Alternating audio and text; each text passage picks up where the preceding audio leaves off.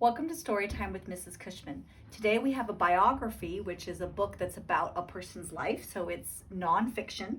This book is entitled Althea Gibson, The Story of Tennis's Fleet of Foot Girl, written by Reid, illustrated by Laura Freeman.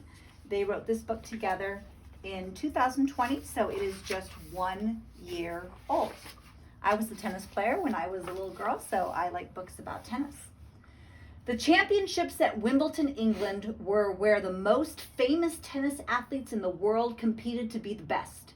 Sharp white collars, sharp white pleats, sharp white lines.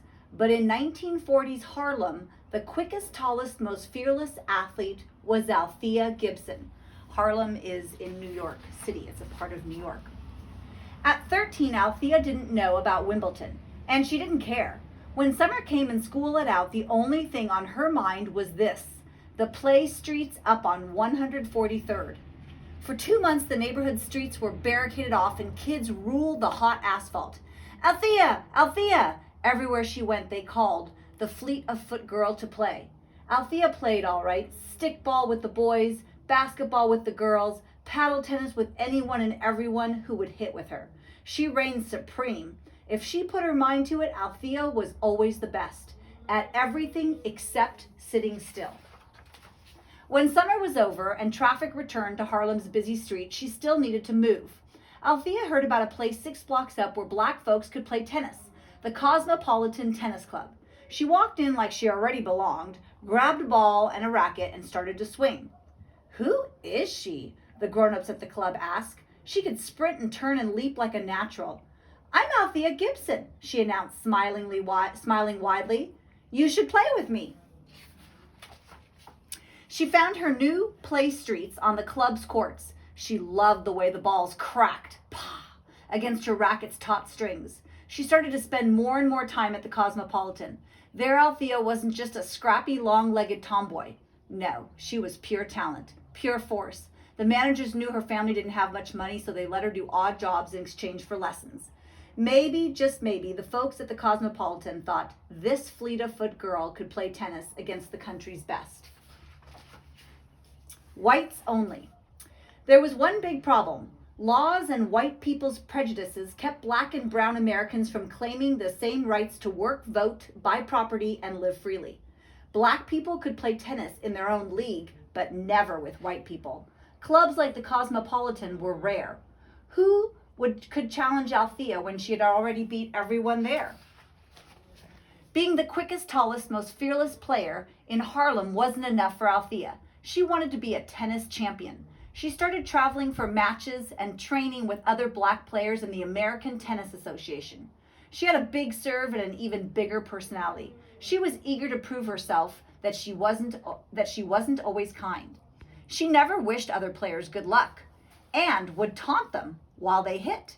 She even threw a temper tantrum a time or two. Nothing felt better than winning.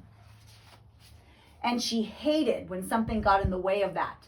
There was another tennis association where women could compete for championships, but everyone in it was white. White women could play tennis on better courts with better equipment and compete at the international Grand Slams in Paris and Queens and Wimbledon. To be the best in the world, Althea would have to leave the all-black leagues and play the strongest champions, no matter what nationality or race they were. Journalists marveled at her wins and began to write about her in the newspapers. Famous players argued her cause. They saw that she deserved more. And back in New York, kids still told stories about that girl Althea, how she'd beat anyone in netball and handball and fly though hopscotch so fast you couldn't even see her. A Harlem kid like them. Slowly, the world was changing. African Americans had been told they were separate but equal for too long. But Althea knew she could be more than equal. She could be the best. Finally, in 1950, Althea was accepted to the U.S. Championships. She lost her first set of matches, but she refused to quit. By then, she had learned a little more about being a gracious loser. "I don't mind getting beat. The more I am beaten, the more I will learn," she said. Sometimes she was lonely in the locker rooms.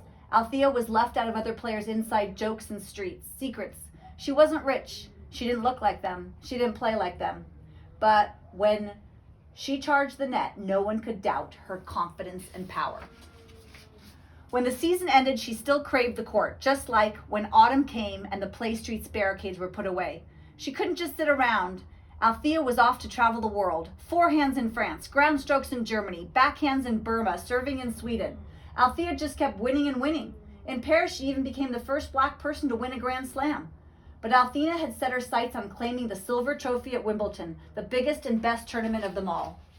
It was 1957, and the fleet of foot girl had earned it. For those 2 weeks in Wimbledon, Althea played better than ever. Her shots were cleaner, her volleys were quicker. Nothing was going to keep her away from the championship. When she strode onto center court to compete for the Wimbledon finals, hers was the only black face in a sea of sharp white collars and sharp white pleats. So Althea focused on the grassy court, sharp white lines, just like the ones at the Cosmopolitan, or the ones she'd drawn with her chalk on the Play Streets. She took a deep breath and bounced the white tennis ball. 1, 2, 3. Almost before she knew it, game, set, match. That year, Althea became the first ever black person, man or woman, to win a championship at Wimbledon. And then in 1958, she did it again. The Queen handed Althea her prize. She danced and sang with joy at the Wimbledon Champions Ball.